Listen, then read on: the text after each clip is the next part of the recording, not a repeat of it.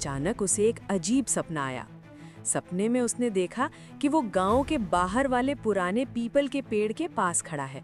वो पेड़ बहुत डरावना था। गोपी को नींद नहीं आई। उसके दिमाग में बार बार वही सवाल घूम रहा था। सुरंग में चलने लगे। वो काला कुत्ता भी उनके पीछे पीछे का रास्ता धीरे धीरे बंद होने लगा। एक छोटे से गांव में एक लड़का रहता था। उसका नाम था गोपाल। गांव में लोग उसे प्यार से गोपी कहते थे। गोपी का एक ही काम था, सोना, खेलना और काम टालना। सुबह जब पूरा गांव जाग जाता, तब भी गोपी अपनी खाट पर कंबल ओढ़े पड़ा रहता। उसकी माँ रोज चिल्लाती, ओ गोपी, उठ जा रे, सूरज आधा आसमान पार कर गया। पर गोपी करवट बदल कर कहता, माँ बस 5 मिनट और। वो 5 मिनट कभी खत्म ही नहीं होते थे। गांव का माहौल। गांव बड़ा प्यारा था। चारों तरफ खेत, बीच में कच्ची गलियां और शाम को चौराहे पर बैठकर लोग बातें करते। गोपी के पिताजी राम स्वरूप किसान थे। वो बहुत मेहनती आदमी थे। सुबह 5 बजे उठते, खेत जाते और देर शाम घर लौटते। उन्हें सबसे ज़्यादा दुख एक बात का था, उनका बेटा आलसी था। एक दिन उन्होंने गुस्से में, देख गोपी, अगर जिंदगी में कुछ बनना है तो मेहनत करनी पड़ेगी। गोपी हंसकर बोला, अरे बाबूजी, अभी तो मैं छोटा हूँ। गोपी स्कूल भी जाता था, लेकिन वहाँ भी उसका वही हाल था। मास्टर जी रोज पूछते, गोपाल होमवर्क किया? गोपी सिर खुजलाकर कहता, मास्टर जी कल कर लूंगा। पूरी क्लास हंसने लगती। उसका दोस्त राजू बहुत समझदार था। एक दिन राजू बोला, गोपी, अगर तू ऐसे ही आलस करता रहा ना तो एक दिन बहुत पछताएगा। गोपी बोला, अरे भाई, जिंदगी आराम के लिए होती है। राजू सिर पकड़कर रह गया। एक रात गोपी गहरी नींद में सो रहा था। अचानक उसे एक अजीब सपना आया। सपने में उसने देखा कि वो गांव के बाहर वाले पुराने पीपल के पेड़ के पास खड़ा है। वो पेड़ बहुत डरावना था। गांव के लोग कहते थे, उस पेड़ के पास रात में मत जाना, वहां कुछ रहस्यमयी चीज है। सपने में गोपी ने देखा कि पेड़ के नीचे एक बूढ़ा आदमी खड़ा है। उस बूढ़े ने सफेद कपड़े पहने हुए थे और उसकी आंखें चमक रही थी। वो धीरे धीरे बोला, गोपाल। गोपी डर गया। कौन हो तुम? बूढ़ा मुस्कुराया, अगर तू अपनी किस्मत बदलना चाहता है तो कल रात इसी पेड़ के पास आना। इतना कहकर बूढ़ा अचानक गायब हो गया। गोपी डर के मारे उठ बैठा। उसका दिल जोर जोर से धड़क रहा था। सुबह जब गोपी उठा तो उसे लगा शायद ये सिर्फ सपना था, पर तभी उसने देखा कि उसके हाथ में एक छोटा सा काला पत्थर रखा हुआ था। गोपी हैरान रह गया, ये पत्थर मेरे हाथ में कैसे आया? कल रात तो उसके हाथ में कुछ भी नहीं था। अब उसके दिमाग में एक ही सवाल घूम रहा था, क्या वो सपना सच था? उस दिन गोपी ने अपने दादाजी से पूछा, दादाजी, गांव के बाहर वाले पीपल के पेड़ के बारे में लोग क्या कहते हैं? दादाजी अचानक गंभीर हो गए। उन्होंने धीरे से कहा, बेटा, उस पेड़ के पास एक पुराना राज छिपा हुआ है। गोपी उत्सुक हो गया, कौन सा राज? दादाजी बोले, कहते हैं कि 50 साल पहले वहां एक बहुत बड़ा खजाना छिपाया गया था। गोपी की आंखें चमक उठी। खजाना? दादाजी बोले, लेकिन उस खजाने की रखवाली एक रहस्यमयी आत्मा करती है। गोपी का दिल जोर से धड़कने लगा। रात होते ही गोपी चुपके से घर से बाहर निकल गया। पूरा गांव सो चुका था। चांद की हल्की रोशनी में वो धीरे धीरे पीपल के पेड़ की तरफ बढ़ने लगा। जैसे जैसे वो पेड़ के पास पहुंचा, हवा तेज चलने लगी। पेड़ की पत्तियां जोर जोर से हिलने लगी। अचानक पीछे से एक आवाज आई, गोपाल, तुम आ ही गए। गोपी डरते डरते पीछे मुड़ा और जो उसने देखा, उसे देखकर उसका दिल तेजी से धड़कने लगा। वही सफेद कपड़ों वाला बूढ़ा उसके सामने खड़ा था। गोपी घबराकर बोला, तुम वही हो ना जो मेरे सपने में आए थे? बूढ़ा हल्का सा मुस्कुराया, हाँ, मैं वही हूँ। गोपी ने कांपते हुए पूछा, तुम कौन हो? बूढ़ा बोला, मेरा नाम विराज बाबा है और मैं इस पेड़ के पास पिछले 50 साल से हूँ। गोपी की आंखें फैल गईं। 50 साल? बूढ़ा धीरे से बोला, हाँ, और मैं तुम्हारा इंतजार कर रहा था। गोपी को कुछ समझ नहीं आ रहा था। वो बोला, मेरा इंतजार क्यों? विराज बाबा ने अपनी जेब से एक पुराना नक्शा निकाला। नक्शा बहुत पुराना था। उसमें गांव और आसपास की जगहों के निशान बने हुए थे। बाबा बोले, इस नक्शे में एक खजाने का रास्ता छिपा है। गोपी की आंखें चमक उठी। खजाना? बाबा बोले, हाँ, लेकिन उस खजाने तक वही पहुंच सकता है जो अपनी जिंदगी बदलने की हिम्मत रखता हो। गोपी बोला, पर आपने मुझे ही क्यों चुना? बाबा मुस्कुराए, क्योंकि तुम्हारे अंदर बदलाव की शुरुआत हो चुकी है। गोपी को याद आया कि कल रात उसने पहली बार अपने आलस के विराज बाबा ने गोपी को वो काला पत्थर दिखाने को कहा। गोपी ने जेब से पत्थर निकाला। जैसे ही बाबा ने पत्थर देखा, उनकी आंखें चमक उठी। तो इसका मतलब तुम सच में चुने हुए हो? गोपी बोला, इसका क्या मतलब? बाबा बोले, ये पत्थर कोई साधारण पत्थर नहीं है, इसे भाग्य पत्थर कहते हैं। गोपी हैरान रह गया। भाग्य पत्थर? बाबा बोले, ये पत्थर सिर्फ उसी इंसान के पास आता है जो अपनी जिंदगी बदल सकता है। खजाने की पहली शर्त। बाबा बोले, अगर तुम्हें खजाना चाहिए तो 3 काम करने होंगे। गोपी उत्साहित होकर बोला, कौन से काम? बाबा बोले, पहला आलस छोड़ना, दूसरा डर का सामना करना, तीसरा सच बोलना। गोपी ने तुरंत कहा, मैं कर लूंगा। बाबा मुस्कुराए, इतना आसान नहीं है बेटा। अचानक कुछ अजीब हुआ। तभी अचानक पेड़ के पीछे से किसी के कदमों की आवाज आई। गोपी और बाबा दोनों चौंक गए। गोपी धीरे से बोला, कोई आ रहा है। पेड़ के पीछे से एक आदमी बाहर आया। गोपी उसे देखकर हैरान रह गया। वो और कोई नहीं, गोपी का दोस्त राजू था। गोपी गुस्से में बोला, राजू, तुम यहाँ क्या कर रहे हो? राजू मुस्कुराया, मैं तुम्हें देख रहा था। गोपी हैरान रह गया। क्यों? राजू बोला, क्योंकि मैं भी इस खजाने की तलाश में हूँ। गोपी चौंक गया, तुम्हें खजाने के बारे में कैसे पता? राजू ने जेब से वही काला पत्थर निकाल लिया। गोपी की आंखें फटी की फटी रह गईं। तुम्हारे पास भी?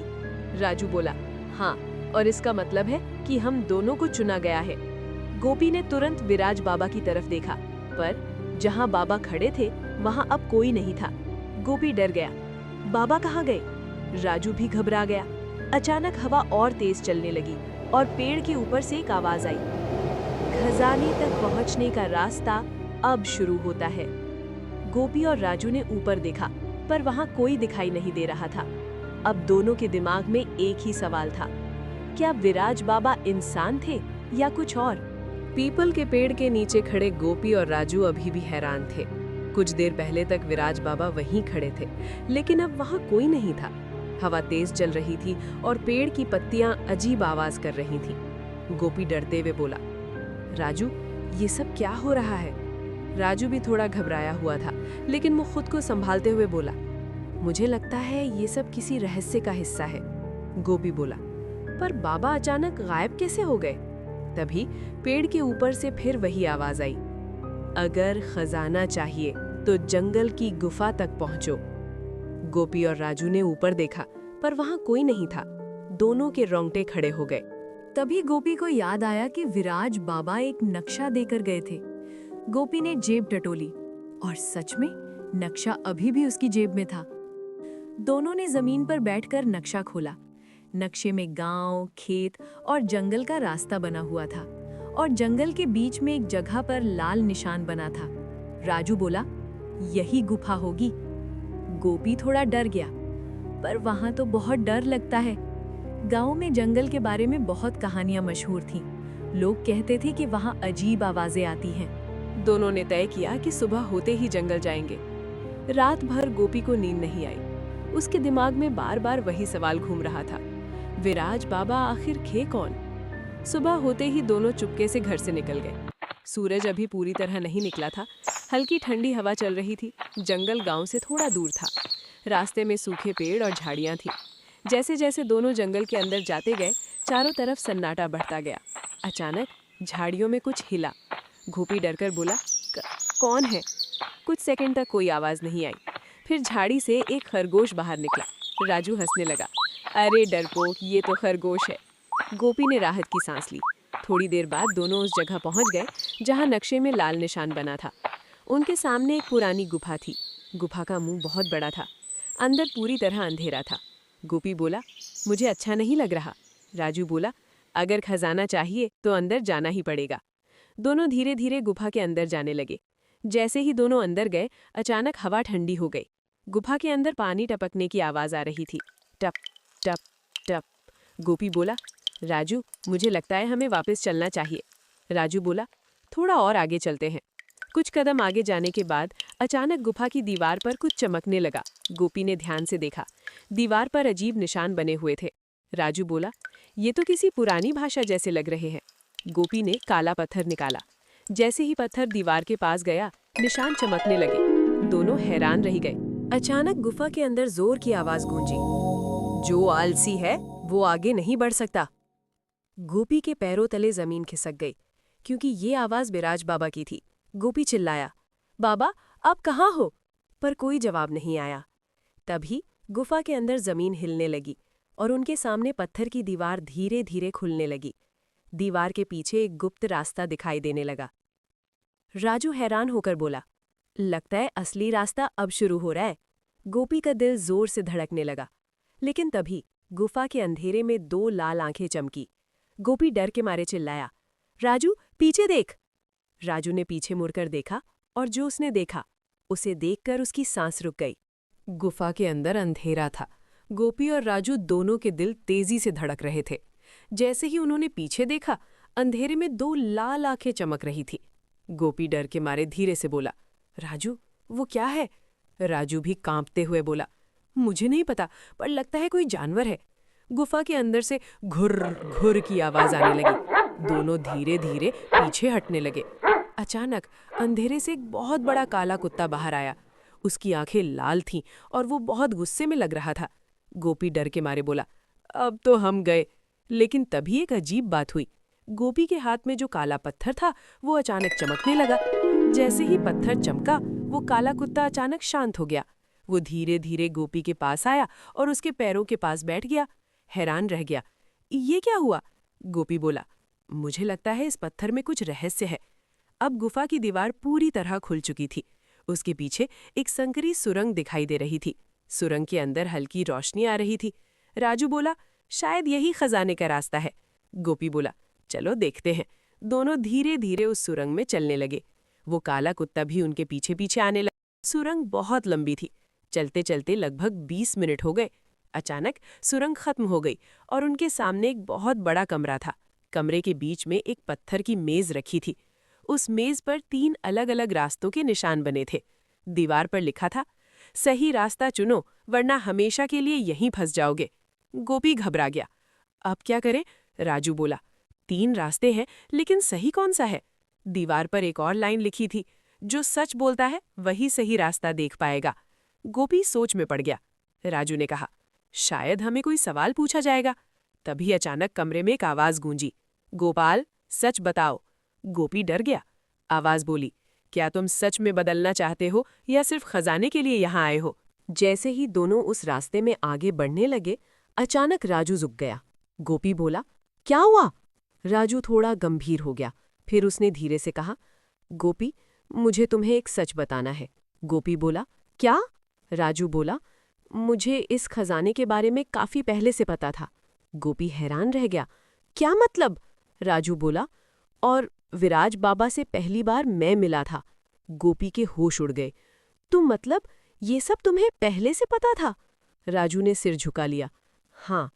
गोपी गुस्से में बोला, तो तुमने मुझसे झूठ क्यों बोला? राजू कुछ बोल पाता उससे पहले ही अचानक जमीन जोर से हिलने लगी और उनके पीछे का रास्ता धीरे धीरे बंद होने लगा। अब उनके पास सिर्फ एक ही रास्ता बचा था और वो रास्ता जा रहा था सीधे खजाने की ओर।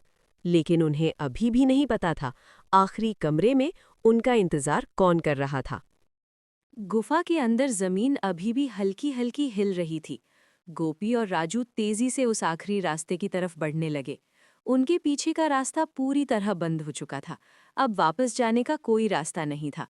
गोपी बोला, राजू, अब तो हमें आगे ही जाना पड़ेगा। राजू ने सिर हिलाया। दोनों धीरे धीरे उस सुरंग में आगे बढ़ते गए। कुछ देर बाद सुरंग खत्म हो गई और उनके सामने एक बहुत बड़ा पत्थरों का कमरा था। कमरे के बीच में एक बड़ा सा लोहे का संदूक रखा हुआ था। गोपी की आंखें चमक उठीं। राजू, यही खजाना है। दोनों धीरे धीरे संदूक के पास पहुंचे। संदूक बहुत पुराना था, उस पर धूल जमी हुई थी और उस पर एक अजीब सा निशान बना था। अचानक फिर वही आवाज। जैसे ही गोपी ने संदूक खोलने की कोशिश की, अचानक पूरे कमरे में वही आवाज गूंज उठी, रुको। दोनों घबरा गए।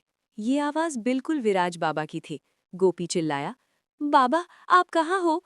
अचानक कमरे के सामने वाली दीवार चमकने लगी और धीरे धीरे वहां विराज बाबा की आकृति दिखाई देने लगी। लेकिन इस बार बाबा थोड़े अलग लग रहे थे। उनका शरीर हल्का हल्का पारदर्शी दिखाई दे रहा था। गोपी डरते हुए बोला, आप इंसान हो या? बाबा मुस्कुराए, मैं अब इंसान नहीं हूं बेटा। गोपी और राजू दोनों चौंक गए। विराज बाबा का सच।